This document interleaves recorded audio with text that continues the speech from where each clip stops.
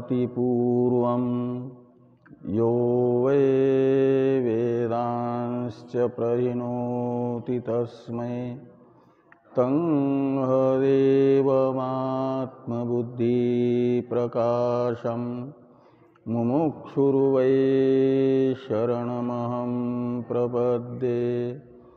ओम शांति शांति शांति। शंकरं शंकराचार्यं केशवं बादरायणं सूत्रभाष्य कृतो वंदे भगवन्तो पुनः पुनः। ईश्वरो गुरुरात्मेति मूर्तिभेद विभागिने व्योमवद्व्याप्तदेहाय दक्षिणामूर्तये नमः। ओम शांति शांति शांति।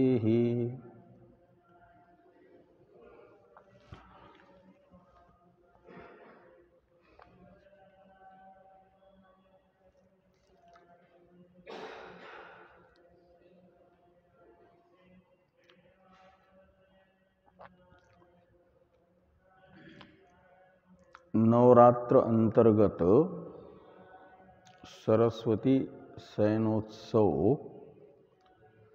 कल से प्रारंभ हुआ। सरस्वती शयनोत्सव के प्रमुख 4 कृत्य हैं। उन 4 कृत्यों के संपादन का नाम है सरस्वती शयनोत्सव संपन्न करना। पहला है भगवती सरस्वती का आह्वान। दूसरा है आह्वायित भगवती सरस्वती की पूजा। तीसरा है पूजित भगवती सरस्वती को भेंट प्रदान करना। और चौथा है सरस्वती के विसर्जनीय स्वरूप का विसर्जन। इस प्रकार ये 4 कृत्य संपन्न हुए जिस साधक के जीवन में, तो माना जाता है उस साधक ने सरस्वती शयनोत्सव संपन्न कर लिया। तो पहला जो आह्वान नामक कृत्य है उसका संबंध है आपके मूल नक्षत्र के साथ। 27 नक्षत्रों में मूल नक्षत्र एक प्रसिद्ध है। आह्वान का अर्थ होता है आने के लिए निमंत्रण। तो आप अपने पास भगवती सरस्वती को आने के लिए आह्वान कर रहे हैं, यानी निमंत्रित कर रहे हैं। उसके लिए मूल नक्षत्र को शास्त्र ने बताया अपनाओ। मूल शब्द का प्रयोग मूल प्रमाण के लिए भी होता है। मूल प्रमाण है शब्द प्रमाण, और शब्द प्रमाण है वेद। यानी शब्द 2 प्रकार का, वेद रूप जो स्वतः प्रमाण है, और एक पौरुषेय वचन रूप वेद, अपौरुषेय शब्द और पौरुषेय शब्द, ये दो प्रकार का शब्द प्रमाण है। अपौरुषेय शब्द प्रमाण है वेद, वो है मूल। वैदिक विचारधारा में जो अलग अलग प्रसिद्ध 6 विचारधाराएं हैं आस्तिक दर्शनकारों की, इन सब दर्शनकारों का आपस में विवाद होने से उन दर्शनकारों के अनुयायियों के लिए अपने दर्शन के प्रवर्तक आचार्य का वाक्य तो हो जाएगा उपादेय, और बाकी आचार्यों के वाक्य उनके लिए उपादेय नहीं है, माने जाते हैं वे अप्रमाण। लेकिन सभी के सभी वेद वचन में से किसी का विरोध नहीं कर सकते जानबूझ करके। इसलिए वेद तो सबके लिए मूल प्रमाण है, उपादेय है। तो मूल शब्द से लिया जाएगा वेद रूप जो प्रमाण, उस वेद प्रमाण से भगवती सरस्वती का आह्वान करना है। का मतलब भगवती सरस्वती को आप अपने जीवन में प्रतिष्ठापित करना चाहते हैं। शयनोत्सव का अर्थ है प्रतिष्ठोत्सव, और किसका प्रतिष्ठा उत्सव? तो सरस्वती का। तो सरस्वती की प्रतिष्ठा अपने जीवन में चाहते हैं, तो जिस सरस्वती की प्रतिष्ठा चाहते हैं वह सरस्वती कैसी है, उसका क्या स्वरूप है, क्या रूप है, क्या स्वरूप है, इसे समझना पहले आवश्यक है। उसे समझाता है अपौरुषेय शब्द रूप वेद प्रमाण। तो वेदे मूलेन का अर्थ निकलेगा वेदेन देवीं सरस्वतीं आह्वयेत। भगवती सरस्वती का आह्वान साधक वेद से करें। का मतलब वेद प्रतिपादित सरस्वती का रूप तथा स्वरूप समझ करके उसे अपने हृदय में प्रतिष्ठापित होने के लिए बुलाएं। तो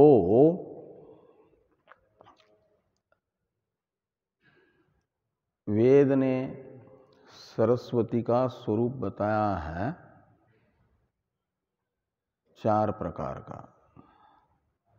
उस चारों प्रकार के स्वरूप को बताया जा रहा है वेद मूलक एक जो भगवती सरस्वती का ध्यान श्लोक है, उस श्लोक में जो मंत्र होते हैं ना, उसमें देवताओं के स्वरूप का वर्णन होता है।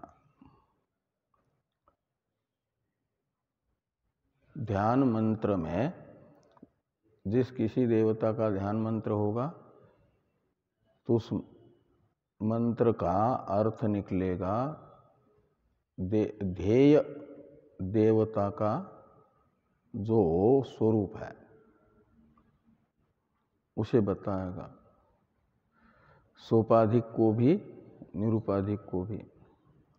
निरुपाधिक को रूप कहा जाता है, सोपाधिक को स्वरूप, निरुपाधिक को स्वरूप कहा जाता है, सोपाधिक को रूप कहा जाता है। सोपाधिक स्वरूप निरुपाधिक स्वरूप का ज्ञापक होने से, ज्ञान का साधन होने से।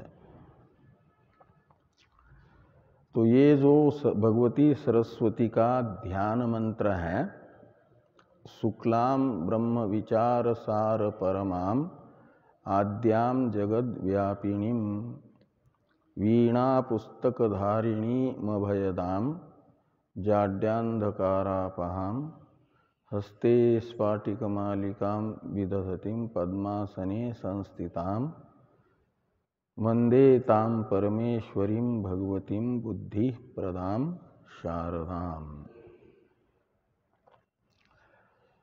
इसमें जितने द्वितीयांत पद हैं वे सब के सब शारदा पदार्थ के विशेषण हैं और उन विशेषणों के द्वारा भगवती सरस्वती के स्वरूप तथा रूप का वर्णन है। तो अहम शारदाम वंदे ऐसा अन्वय होता है, मैं शारदा की वंदना करता हूँ।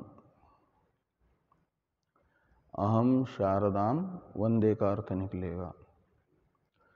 वंदना कहते हैं नमस्कार को।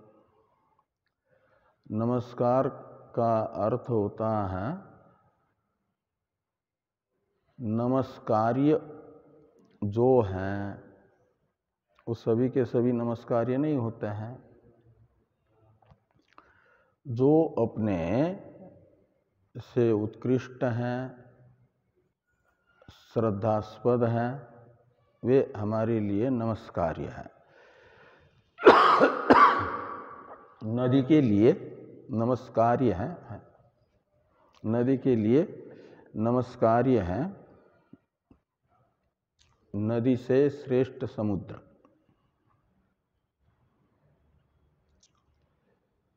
इसलिए नदी बाढ़ के दिनों में कितनी भी विस्तीर्ण हो जा, लेकिन समुद्र के सामने नदी कभी अब ये अभिमान नहीं करती है कि मैं आपसे बड़ी हूँ, विस्तृत हूँ।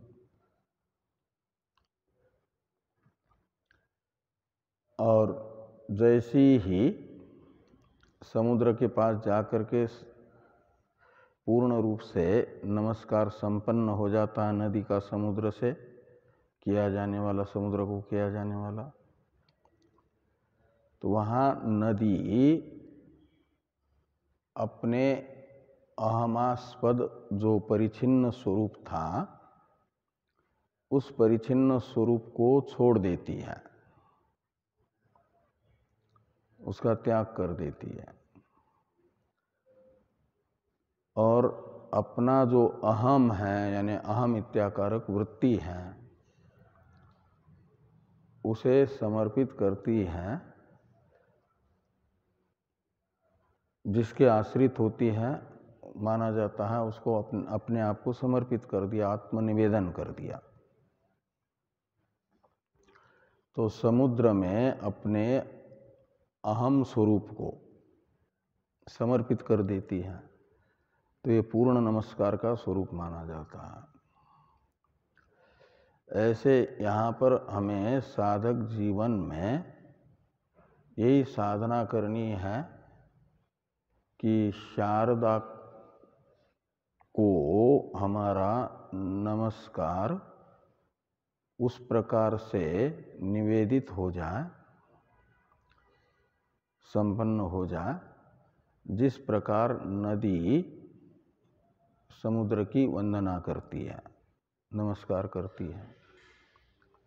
तो वह वंदना संपन्न हो गई यदि, तो कृतार्थ हो जाता है साधक। नमस्कार्य के सामने नमस्कर्ता का साधन रूप नमस्कार पहले माना जाता है, वह व्यवहार कि जिस व्यवहार से वह ज्ञापित करता है कि आप मेरे से उत्कृष्ट हैं, मैं आपसे निकृष्ट हूँ।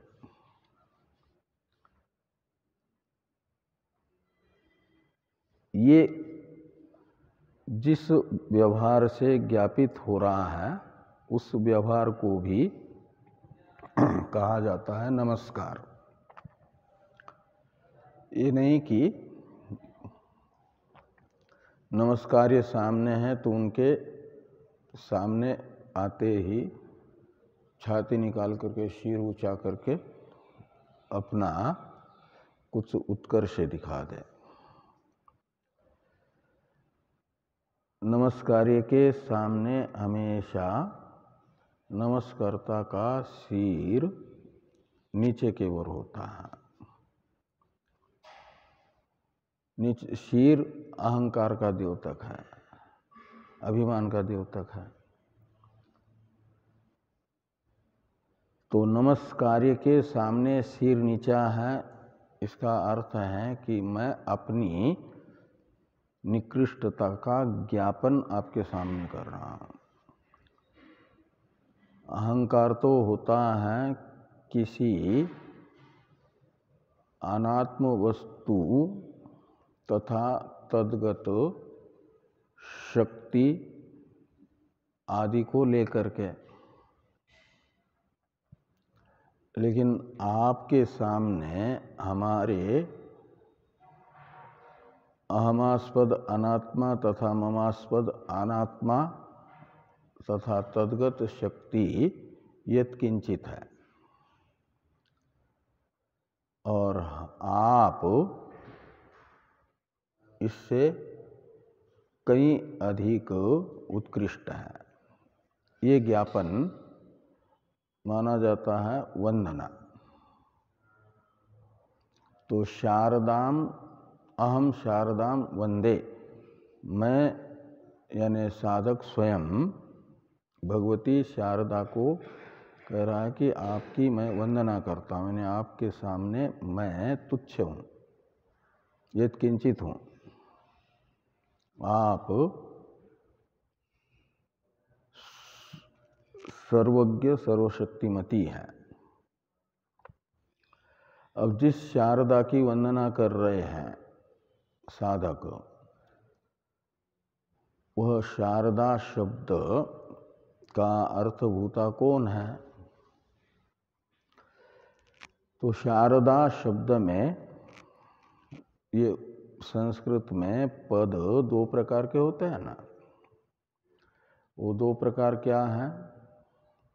वृत्ति रूप पद और वृत्त्यात्मक पद, अवृत्त्यात्मक पद।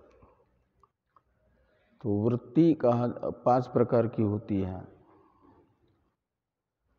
कृत, तद्धित, समास, एक शेष और सनाद्यंत धातु रूप। उसमें से शारदा शब्द वृत्त्यात्मक है। तो वृत्त्यात्मक पद तो 5 प्रकार के हुआ करते हैं। उनमें से किस वृत्त्यात्मक पद है ये शारदा? तो इसमें 2 तो कृत वृत्ति है और 1 समास वृत्ति है। पहले शारम शब्द बना, एक श्री धातु है हिंसा अर्थ में, जिससे शरीर बनता है। तो श्री में तालव्य शकार में रिलरिक वाले दीर्घ री को लेना, श्री। उसी से शीर्ण शब्द भी बनता है, शरीर शब्द भी बनता है, शर शब्द भी बनता है। शर कहते हैं बाण को। वो बाण भी लक्ष्य का विनाशक होता है ना। लक्ष्य धनुर्धारी के द्वारा धनुष के माध्यम से छोड़ा हुआ लक्ष्य वेधन के लिए जो शर है वह लक्ष्य में जाकर के लग जाता है। और लक्ष्य यदि प्राणी है कोई तो वह प्राणी बचता है कि मरता है? सामने वाले को नष्ट करने के लिए, मारने के लिए तो धनुर्धारी बाण कहो या शर कहो छोड़ता है। तो श्री धातु से, जिस श्री धातु से शर शब्द बना उसी धातु से शार शब्द बनता है। पहले शर बना श्रीनाति,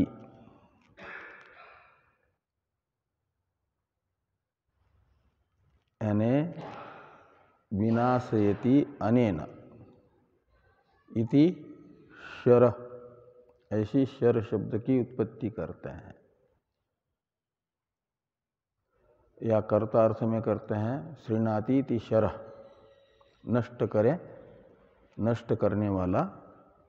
इस अर्थ में कर्ता अर्थ में प्रत्यय करेंगे अच प्रत्यय तो बन जाता है शर शब्द। उसका अर्थ होता है विनाशक, नष्ट करने वाला।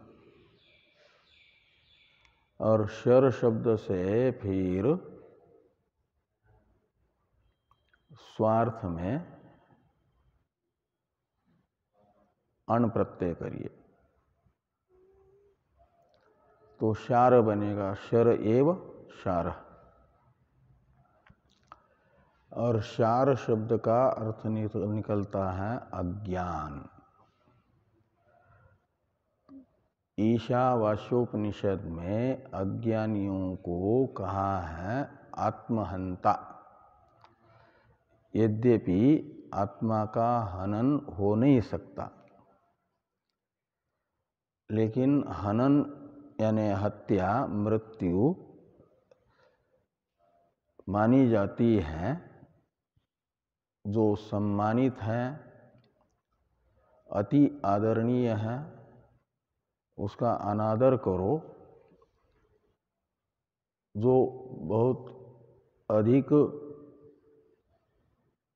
समर्थ है उसे अल्प समर्थ दिखाओ। परिचय देते समय राष्ट्रपति का कोई सम्मान करने के लिए बुलाया मंच पर, और राष्ट्राध्यक्ष का परिचय दे रहा है परिचयकर्ता कि ये फलाने ग्राम पंचायत के प्रधान हैं सरपंच के रूप में, तो सम्मान हुआ कि अपमान हुआ? तो संभावित का अपमान भी एक मृत्यु मानी जाती है।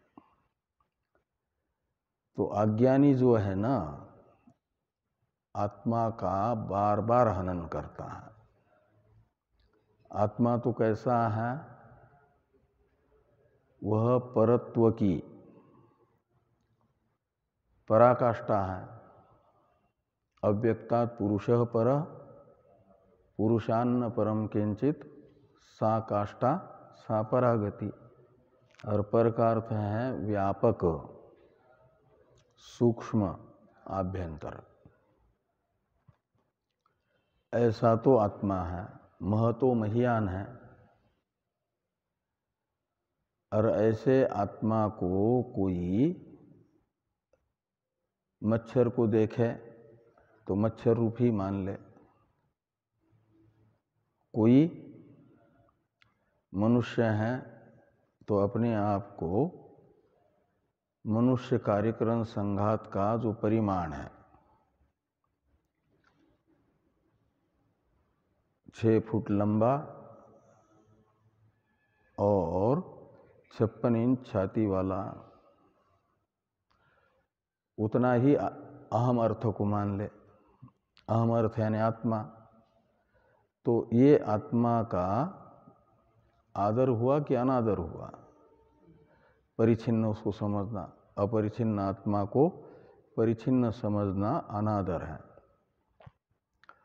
और जबकि आत्मा सबसे अधिक व्यापक है, व्यापकता की पराकाष्ठा है, लेकिन अहम अर्थ जो आत्मा है उससे व्यापक पृथ्वी को मान लेता है। पृथ्वी तो सर्वत्र है और मैं हरिद्वार में कनखल में साधना सदन के एक स्वाध्याय कक्ष में 3 फुट जगह में मात्र बैठा हुआ हूँ।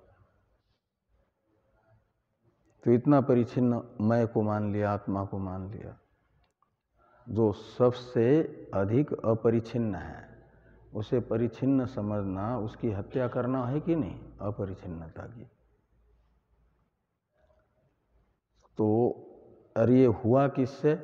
अज्ञान से। तो इसलिए अज्ञानी को माना जाता है आत्महंता, और उस आत्मा अज्ञानी का विशेषणभूत जो अज्ञान है वह शारदा शब्द में शार शब्द का अर्थ है। वो अज्ञान ही आत्मा को बार बार अपमानित करके मारता है, विनाशक बनता है।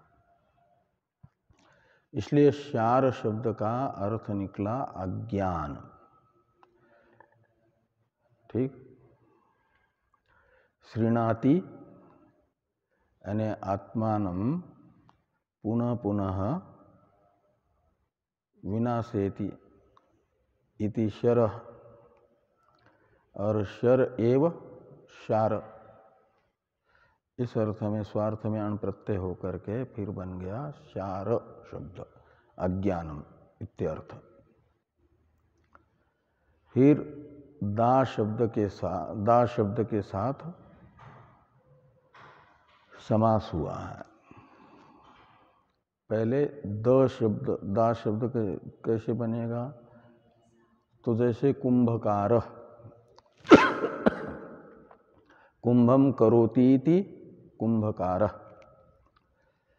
ऐसे यहाँ शारम द्यति अवखंडयति इति शारदा, ऐसी शारदा शब्द की उत्पत्ति है।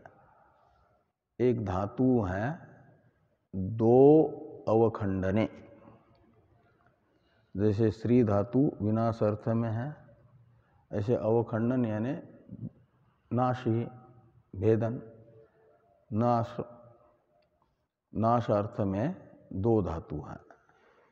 दो शब्द का अर्थ हिंदी में जो 2 होता है वो 2 नहीं लेना। एक 2 धातु है ओकारांत, उसका अर्थ है अवखंडन। और ये जो 2 अवखंडनीय धातु हैं, ओकारांत होने से औकारांत धातु और ओकारांत धातु के स्थान पर आ आदेश होता है, दा बन जाता है। और जो दीर्घ आकारांत धातु हैं उनकी घू संज्ञा होती है, दादा घ्व दाप, ऐसा एक सूत्र है। उससे घू संज्ञक धातु जो होते हैं उनसे फिर संस्कृत में एक प्रत्यय होता है अंग प्रत्यय, स्त्रीलिंग में। तो अंग प्रत्यय होने के बाद गीत होने से दा का जो आकार है उसका लोप हो जाता है और बच जाता है द हल, वो मिल जाता है अंग प्रत्यय के अ में, तो द बन गया। पुल्लिंग में शरद, किसी किसी का नाम होता है ना शरद, तो शरद शब्द का अर्थ क्या होता है? यही शर यानी अज्ञान और उसको नष्ट करने वाला, शरद। ऐसे स्त्रीलिंग में अंग प्रत्यांत शब्द से फिर टाप होकर के बन जाता है शारदा। तो अर्थ निकलेगा अज्ञान की विनाशक अविद्या की विनाशक, शार है अविद्या, उसकी विनाशक। तो अज्ञान की विनाशक, ये शारदा शब्द का अर्थ है। अज्ञान की विनाशक कौन है? अविद्या की विनाशक पराविद्या, ब्रह्म विद्या। अहम ब्रह्मास्मि इत्याकारक साक्षात्कार रूपा वृत्ति से शार शब्दित अज्ञान निवृत्त होता है, नष्ट होता है। तो वो शारदा है पदार्थ, पराविद्या। एक शारदा शब्द का अर्थ है। और पराविद्या में यद्यपि अंतःकरण की वृत्ति रूपा है, वो चरम वृत्ति है ना अंतःकरण की, वह शारदा का, उसमें दो ये है अंश, एक वृत्ति रूप उपाधि अंश और एक उपहित अंश है उस वृत्ति का विषय, आलम्बन। वो क्या है? तत्त्वमसि वाक्यार्थ, अहम ब्रह्मास्मि। इसमें ब्रह्मात्म एकत्व यानी प्रत्येक अभिन्न ब्रह्म रूपा एक सरस्वती है। और ये नियम है कि वृत्ति अज्ञान की ही वंशज होने से, जो अहम ब्रह्मास्मि वृत्ति है, यह आत्म, इसका मूल जो चलता है, ये आत्मवंशी है कि प्रकृतिवंशी है? अज्ञानवंशी है। तो अज्ञानवंशी है। आत्मवंशी कौन है? आत्मवंशी कोई नहीं है। आत्मा का वंश ही नहीं चलता। जितना भी वंश चल रहा है वो किसका चल रहा है? अज्ञान का ही। जो वंश चलेगा जिसका, वो तो कारण बनेगा ना। ऐसे अज्ञान, आत्मा तो कार्य कारण से वह शुद्ध आत्मस्वरूप, जो शारदा का वास्तविक स्वरूप है, वह किसी का कारण नहीं है और कार्य भी नहीं है। और ये वृत्ति तो कार्य रूप हुई, इसलिए इसका कोई न कोई परिणामी कारण रहेगा। जो परिणामी कारण रहेगा, और खोजते खोजते जाएंगे पूर्व तो पहुंचेंगे अज्ञान तक। तो ये अज्ञान का वंश चला। इसलिए वृत्ति भी अपंचकृत पंचमहाभूतों भूत है, अज्ञान का परिणाम। उन अपंचित पंचमहाभूतों का सम्मिलित सत्वगुण का परिणाम है अंतःकरण, और उस अंतःकरण का परिणाम है तत्त्वमसि वाक्य से उत्पन्न हुई अहम ब्रह्मास्मि यह वृत्ति भी। ये स्वरूप भी सोपाधिक है। अहम ब्रह्मास्मि पराविद्या रूप, उसमें से उपाधि अंश है विसर्जनीय, उपहित अंश है जिसका त्याग नहीं होता। तो नदी का नाम और रूप त्याज्य है, और जो एक जल तत्वात्मक स्वरूप है, जल का ही तो नाम गंगा, यमुना, नर्मदा, सरस्वती आदि है, और उनका जो प्रवाह है वो उनका रूप है। तो ये नाम और रूप परिचिन्न उपाधि को छोड़ करके ही जो उसका तत्वात्मक स्वरूप है समुद्र, तदात्मक नदी बनती है। ऐसे इस उपाधि को भी त्यागना होता है। वो किससे? श्रवणेन, वो आगे आएगा। लेकिन शारदा शब्द का अर्थ निकला अज्ञान की विनाशक, और वेदांत दर्शन में भी कई एक विचारक हुए हैं, इसलिए उनकी भी अपनी अपनी प्रक्रियाएं हैं। कुछ लोग कहते हैं कि वृत्ति से ही अज्ञान की निवृत्ति होती है। कुछ लोग कहते हैं कि वृत्ति तो अज्ञान की वंशज होने से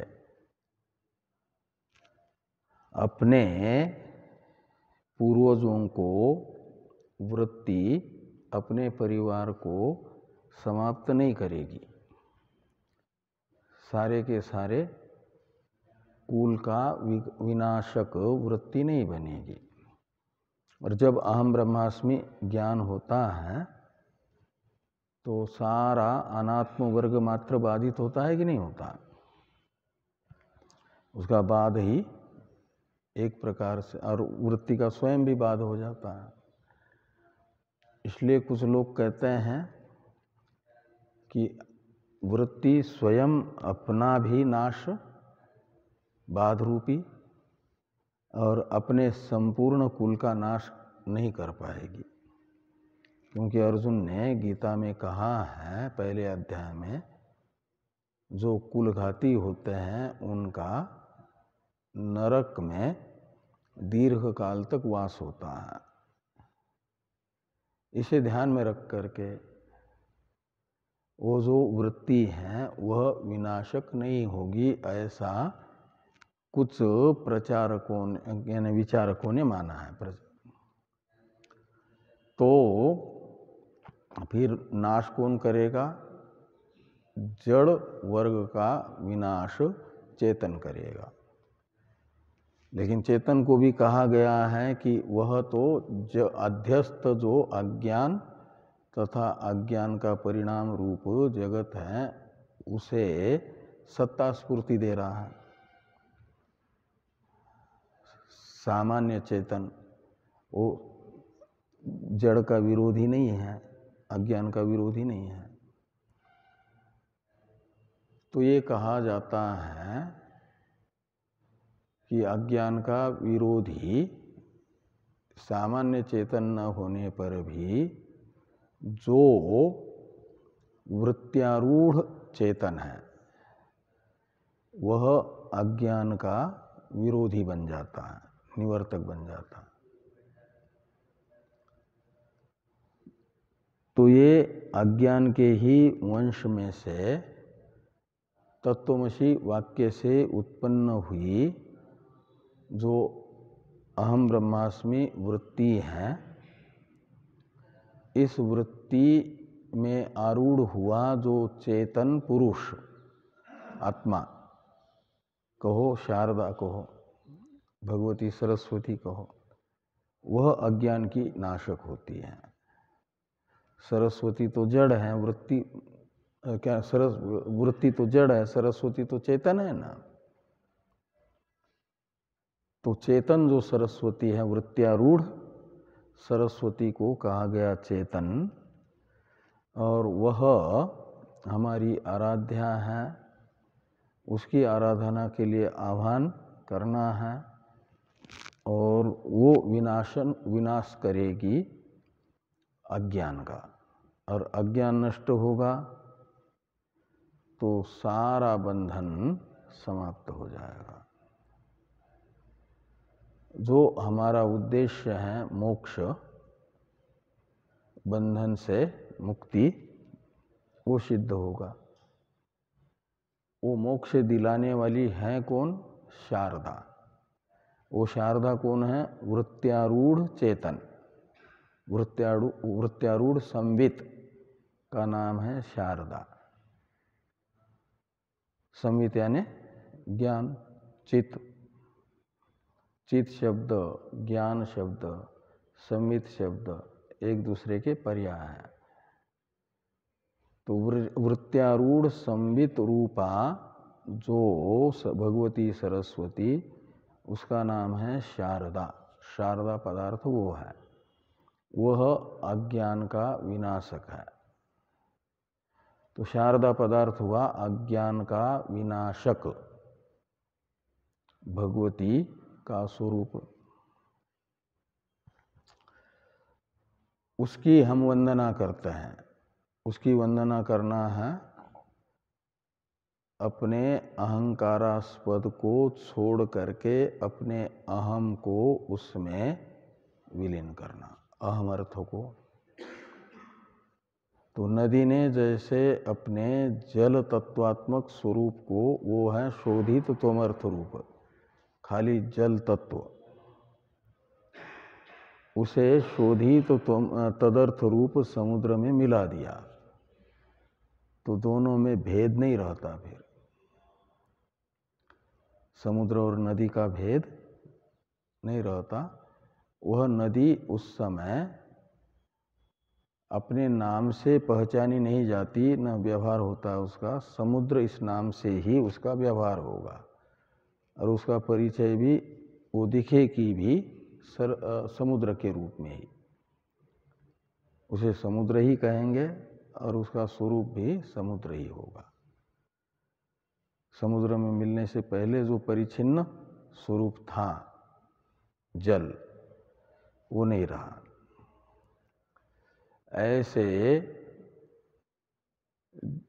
वंदना संपन्न हो जाती है यदि, तो वंदना संपन्न करना है तुमर्थ की जो उपाधि है, तीनों शरीर, उसी के कारण तुमर्थ जो आत्मा है वह परिच्छिन्न सा महसूस हो रहा है अपरिच्छिन्न। अपरिच्छिन्न को परिच्छिन्न करने वाला है उपाधिभूत शरीर त्रय, और वो जब तक रहेगा शरीर त्रय के साथ तादात्म्य करके निरतिशय व्यापक आत्मा अपने आप को शरीर त्रय रूप समझ करके परिच्छिन्न अनुभव करेगा, तो अनादृत होता रहेगा, मरता रहेगा। अनादर ही मृत्यु है। संभावितस्य चा मृत्युर संभावितस्य चा क्या है?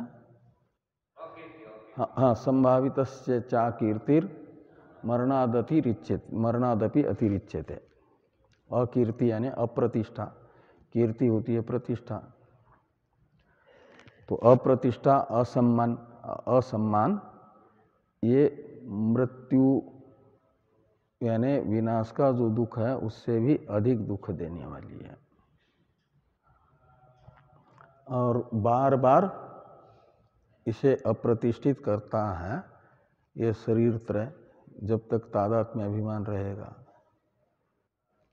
इसलिए इसको छोड़ना जरूरी है।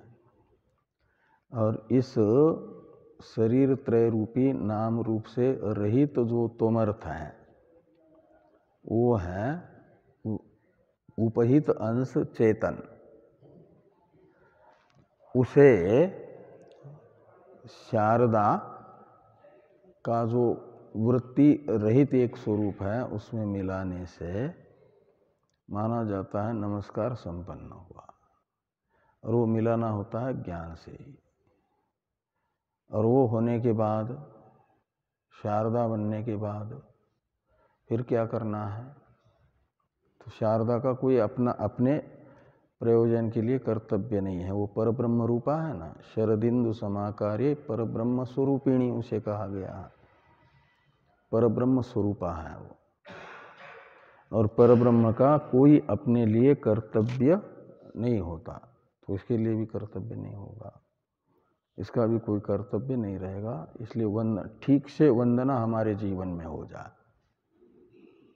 तो माना जाता है कि सरस्वती शयनोत्सव संपन्न हुआ। अहम शारदाम वंदे। अब ये जो शारदा है उसके 4 स्वरूपों को बताने के लिए अलग अलग बाकी श्लोक में आए हुए द्वितीयांत विशेषण है। तो तुरीय स्वरूप को बताने वाले विशेषण है शारदा कैसी है, हमारी वंदनीय शारदा, तो शुक्लाम शारदाम अहम वंदे। ब्रह्म विचार सार परमाम शारदाम अहम वंदे। ऐसे द्वितीयांत प्रत्येक जो विशेषण है। तो ये 2 विशेषण बता रहे हैं तुरीय रूप को, शारदा का निर्विशेष स्वरूप। शुक्लाम यानी शुद्धाम, निर्दोषाम, दोष रहिताम, ये शुक्ला शब्द का अर्थ निकलेगा। तो दोष रहिताम शारदाम अहम वंदे। तो पर ब्रह्म स्वरूपा जो शारदा है निरूपाधिक चेतन संबित, उसमें स्वतः कोई दोष नहीं है और उपाधि भी न होने से अन्यतः भी होने वाले दोष की संभावना नहीं है, इसलिए वो शुक्ला है, यानी नित्य शुद्ध है। तो शुक्लाम यानी नित्य शुद्धाम शारदाम अहम वंदे। ये शारदा का निरूपाधिक स्वरूप हुआ, शुक्ला शब्द से बताया। और ये जो शुक्ल स्वरूप है शारदा, निर्दोष परब्रह्म रूपा है, इसका ज्ञापक कोई प्रमाण? क्योंकि वैदिक लोग तो शारदा का स्वरूप मानेंगे वेद जो बता रहा है वह। तो शारदा शुक्ला है, निर्दोषा है, दोष रहिता है, उसमें स्वतः या परतः कोई दोष नहीं है, ये वेद बताएगा तो वैदिक लोग शारदा को वैसा ही स्वीकार करेंगे। इस दृष्टि से द्वितीय विशेषण है कि शारदा शुक्ला है, इसका ज्ञापक वेद है, ये बताने वाला विशेषण है। वेद के द्वारा प्रतिपादित भगवती सरस्वती का शुक्ला रूप है, ये बता रहा है ब्रह्म विचार सार परमाम ये विशेषण। इसमें ब्रह्म शब्द का अर्थ है वेद। ब्रह्म शब्द के अनेक अर्थ हैं। ब्रह्म शब्द का अर्थ परमात्मा भी है, ब्रह्म शब्द का अर्थ संन्यास भी है, ब्रह्म शब्द का अर्थ ये वेद भी होता है। और ब्रह्म शब्द का अर्थ ब्राह्मण जाति भी होता है, ब्रह्म शब्द का अर्थ हिरण्यगर्भ भी होता है। तो यहाँ ब्रह्म शब्द का अर्थ है वेद। कहाँ पर? ब्रह्म विचार सार परमाम में ब्रह्म हुआ वेद और ब्रह्म विचार हुआ वेद विचार, और उस वेद के विचार से निकला हुआ, वेद विचार रूपी मंथन से निकला हुआ सार यानी मक्खन है वेदार्थ, वेद का तात्पर्य अर्थ विषयक निश्चय, विचार का फल माना जाता है।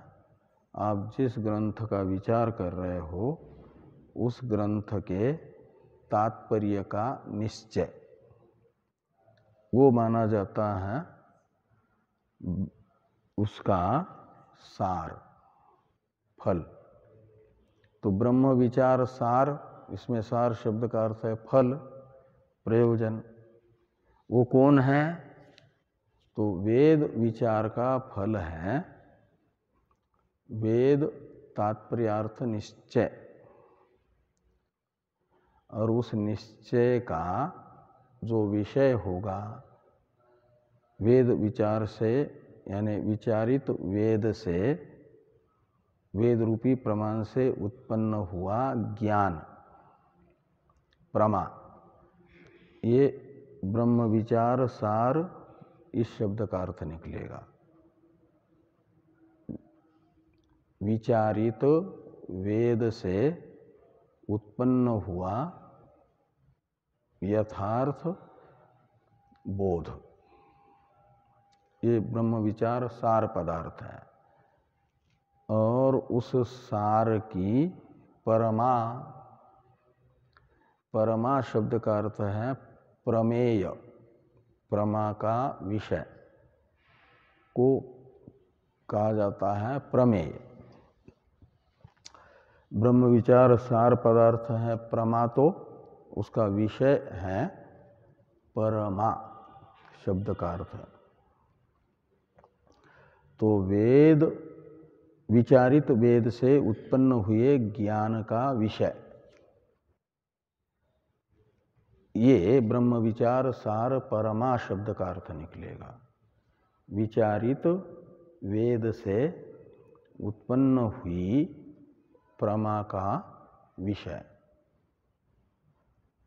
वो कौन होगा? विचारित वेद से उत्पन्न हुई प्रमा का विषय, वेद का तात्पर्यार्थ। वेद के तात्पर्यार्थ को कहा जाएगा ब्रह्म विचार सार परमा शब्द से। तो ये जो शारदा है उसका विशेषण है ब्रह्म विचार सार परमाम शारदाम वंदे। तो ब्रह्म विचार सार परमाम यह विशेषण बता रहा है कि वेदों का तात्पर्य विषयभूता ये शारदा है। वेद का परम तात्पर्य शारदा में है। और वेद व्यास जी ने वेदों का तात्पर्य किस में बताया है? चतुर्थ अधिकरण में, ब्रह्म सूत्र के समन्वय अधिकरण है चतुर्थ अधिकरण। उसमें कहा तत्तु समन्वयात, एक सर्वज्ञ सर्वशक्तिमान प्रत्येक अभिन्न ब्रह्म ही जगत का विवर्त उपादान कारण है, वह अद्वितीय है। इस अर्थ का निश्चायक कौन है? तो कहा यानी वेद है। तो कैसे ज्ञापन हुआ ब्रह्म का स्वरूप? प्रतिपादक वेद ही है करके स्वरूप का ज्ञापन वेद करता है। कहते तत्व समन्वयात, वेद का समन्वय यानी तात्पर्य अवधारण ब्रह्म में हो रहा है। उपक्रम उपसंहारादि तात्पर्य निर्णायक लिंगों के आधार पर वेदों का तात्पर्य निश्चित करते हैं, तो ब्रह्म में वेद का तात्पर्य निश्चित होता है। ऐसा तत्व समन्वयात सूत्र में भगवान व्यास जी ने कहा है। यदि वेद का तात्पर्य विषयभूत ब्रह्म, और यहाँ पर ब्रह्म विचार सार परमा इस विशेषण के द्वारा वेद का तात्पर्य विषय भूता शारदा, ये दोनों अलग अलग होंगे। तो वेद का तात्पर्य विषय शारदा और ब्रह्म, ये अलग अलग दो पदार्थ मानने पड़ेंगे। तो एक ग्रंथ का तात्पर्य विषय भूत अलग अलग दो पदार्थ होंगे, तो उस ग्रंथ में फिर वाक्य भेद नाम का महान दोष आता है, विचारकों ने माना है। इसलिए एक ग्रंथ का तात्पर्य विषय एक ही पदार्थ होगा। तो इस ध्यान श्लोक में ब्रह्म विचार सार परमाम ये शारदा का विशेषण बता करके आचार्यों ने बताया कि वेद का तात्पर्य विषय भगवती सरस्वती है। और व्यास जी तत्व समन्वयात में बता रहे हैं कि वेद का तात्पर्य विषय ब्रह्म है। और ये व्यास जी के ब्रह्म, जिसको व्यास जी वेद का तात्पर्य विषय बता रहे हैं, वह और इस श्लोक की शारदा वेद का तात्पर्य विषय भूता, ये दोनों अलग अलग पदार्थ होंगे यदि, तो माना जाएगा कि वेद के तात्पर्य विषय दो है। तो वेद नामक जो प्रमाण है उसमें वाक्य भेद नामक दोष आएगा, तो निर्दोष नहीं होगा प्रमाणगत दोष है। तो जैसे आँख में किसी को पीलिया नामक दोष हो जाए तो सफ़ेद वस्तु पीली दिखती है, ऐसे वेद रूपी प्रमाण में यदि दोष आएगा तो फिर तो उससे हुआ तात्पर्य निर्धारण भ्रम रूप माना जाएगा। सफ़ेद वस्तु को पीला देखना यह भ्रम है ना। इसलिए व्यास जी ने तात्पर्य विषय ब्रह्म है करके बताया, ये भी भ्रमात्मक ज्ञान है, और शारदा है ये भी भ्रमात्मक ज्ञान है, ये मानने की आपत्ति आएगी। लेकिन वेद तो निर्दोष प्रमाण है, और उसका इन अलग अलग दो पौरुषेय वचनों में अर्थ यदि भिन्न भिन्न होगा प्रतीत, तो वेद में अप्रामाण्य नामक दोष की आशंका होगी। इसलिए समझना कि यहाँ की शारदा और ब्रह्म सूत्र का तत्व समन्वयात के द्वारा बताया गया जो ब्रह्म है वेद का तात्पर्य विषयभूत, ये कहने के लिए दो हैं शब्द, शारदा और ब्रह्म, लेकिन उनका अर्थ एक है। शारदा शब्द का अर्थ इसलिए तो संवित बताया था ना, संवित का अर्थ है ज्ञान, और व्यास जी का ब्रह्म भी ज्ञान स्वरूप है कि नहीं। सत्यम ज्ञानम अनंतम ब्रह्म में जो अनंत यानी अपरिछिन्न, सत्य यानी अबाधित ज्ञान है, उसी को तो ब्रह्म कहा जाता है। और संवित शब्द भी अनंत सत्य ज्ञान को ही बताने वाला है। इसलिए शब्द बदलने से और लिंग बदलने से ये नहीं समझना कि ब्रह्म अलग है, भगवती सरस्वती अलग है, जो तुरीय स्वरूप एक है। ये शुक्लाम ब्रह्म विचार सार परमाम शारदाम अहम वंदे, इससे निकल आया। बाकी आद्याम जगद व्यापिनीम, ये जो दो विशेषण हैं वे सरस्वती के कारण उपाधिक स्वरूप को बताने वाले हैं। तो आद्याम शारदाम जगद व्यापिनीम शारदाम अहम वंदे कहेंगे तो एक प्रकार से जगत की कारण रूपा जो भगवती शारदा है, जिसे मायोपाधिक ब्रह्म वेदांत की भाषा में कहा गया, उसी मायोपाधिक ब्रह्म को यहाँ पर आद्या जगद व्यापिनी शारदा शब्द से कहा जा रहा है। शारदा यानी संवित, संवित यानी ज्ञान, और ज्ञान यानी ब्रह्म। लेकिन कैसा? आद्या और जगद व्यापिनी इस विशेषण से युक्त संवित, और वही माया विशिष्ट संवित हो। आद्य शब्द का अर्थ होता है कारण, तो कारण उपाधि है माया, इसलिए आद्या का अर्थ निकला माया उपाधिक संवित। ये एक शारदा का रूप है। और जगत व्यापिनी, जगत सारा का सारा माया का ही परिणाम होने से आकाश से लेकर के स्थूल शरीर पर्यंत सबका सब माइक है कि नहीं? प्राकृत कहो या माइक कहो, एक ही बात है। तो माइक होने से परिणामी उपादान कारण का और विवर्त उपादान कारण का अन्वय होता है उपादेय में। उपादेय कहते हैं कार्य को, उपादान कहते हैं कारण को। तो उपादेय जो जगत कार्य है उसमें उपादान का अन्वय होता है। तो आद्या शब्द से जो उपादान कारण बताया गया, सरस्वती जगत का उपादान कारण है, तो संवित रूपा सरस्वती हो जाएगी उपहित अंश रूपा विवर्त उपादान कारण। उपाधि अंश रूपा सरस्वती हो जाएगी परिणामी उपादान कारण।